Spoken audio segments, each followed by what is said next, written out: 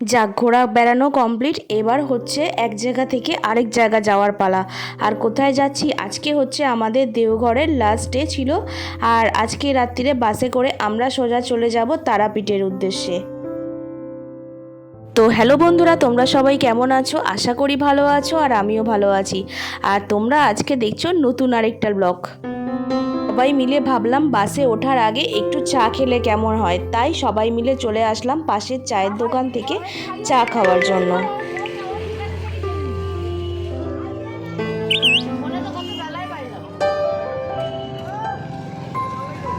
দেখবে কোনো একটা জায়গা থেকে চলে যাওয়ার সময় জায়গাটার উপর বেশ একটু মায়া মায়া হয়ে যায়। আমাদেরও সেই হয়েছে। আর দেওঘর থেকে বেরিয়ে একটুখানি এগিয়ে এসে তারপরে ভাবলাম সবাই মিলে কিছু একটু প্যারা কিনতে হবে বাড়ির জন্য। আর শুনেছি এই দোকানের প্যারাগুলো বেশ ভালো, তাই আমাদের বাস দাঁড় করিয়ে সবাই মিলে একসাথে প্যারা কিনতেও ঢুকলাম। ফার্স্টে একটা দোকানে ঢুকেছি, এই দোকানটায়, কিন্তু এই দোকানটায় প্যারাগুলো একটু পছন্দ হয়নি, কারণ প্যারাগুলো না একদম টাটকা ছিল না।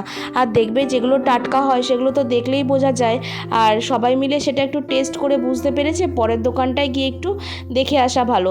সেই জন্য আমরা চলে যাব আবার পরের দোকানে। দেখো সবাই মিলে একটু একটু করে বেশ খেয়ে দেখলো।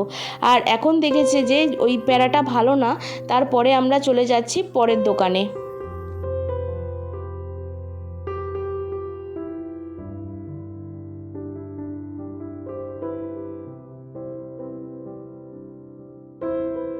তারপর আবার আমরা এই দোকানটায় চলে আসলাম কিছু প্যারা কেনার জন্য। আর এই দোকানে প্যারা কিনতে ঢুকেই দেখলাম দোকান থেকে বেশ টাটকা যে প্যারাগুলো নতুন নতুন বানানো হয়েছে সেইগুলো সব দোকানদাররা ওপরে একদম তুলে দিল, যাতে সেইগুলো আমাদের পছন্দ হয়। আর ওরা দেখবে বুঝতে পারে যারা বাইরে থেকে আসে কি বাইরে থেকে, আর যারা লোকালের। আর যারা বাইরে থেকে আসে তাদেরকে একটু ভালো দেওয়ারই তো চেষ্টা করে। কিন্তু কিছু কিছু দোকান আছে বাইরে থেকে আসলে যখন বুঝতে পারে যে তারা বাইরের লোক, তাদেরকে ঠকানোর জন্য বসে থাকে। কিন্তু এই দোকানের প্যারাগুলো না খেতে খুব টেস্ট ছিল, আর একদম টাটকা বানানো ছিল, যার জন্য এই দোকানের প্যারাই আমাদের বাসে যে কজন ছিল মোটামুটি সবাই একটু একটু করে কিনেছে। আর সবারই বেশ মনে পছন্দও হয়েছে প্যারাগুলো। আর আমার ছেলে প্যারা খেতে ভীষণ ভালোবাসে, সেই জন্য আমার ছেলের হয়েছে আগে পছন্দ। তারপর আমিও সেখান থেকে কিছুটা প্যারা কিনে নিয়েছি। কিন্তু আমাদের বাড়িতে বিকাশ, ছেলে আর হচ্ছে মা বাবা বেশি পছন্দ করে, তাই জন্য অল্প করেই 500 মতোই আমি নিয়েছি। কারণ আমি মিষ্টি জিনিসটা না খুব কম পছন্দ করি, আমার মিষ্টি জিনিসটা খুব একটা পছন্দ হয় না, সেই জন্য। আর আমার ওদিকটা না খুব টানেও না মিষ্টির দিকে, সেই জন্য আমি খাই না বলে সেই জন্য আমি নিও নি বেশি। তোমরা কারা কারা দেওঘর থেকে ফেরার পথে এই দোকানগুলো থেকে প্যারা কিনেছো আমায় কিন্তু অবশ্যই কমেন্ট করে জানাবে। আমি কিন্তু তোমাদের কমেন্টের অপেক্ষায় থাকবো। 1 কিলো 260 টাকা।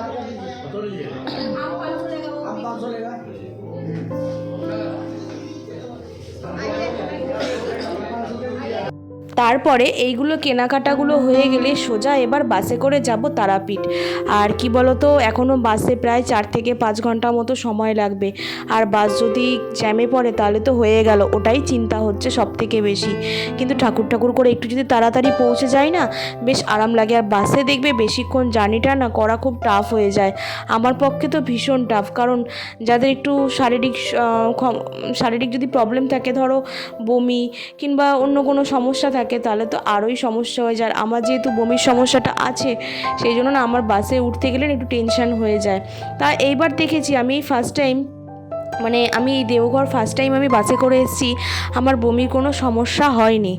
আর আমি আরেকবার গেছিলাম পুরী বছর 5 আগে, তখন না আমার খুব সমস্যা হয়েছে।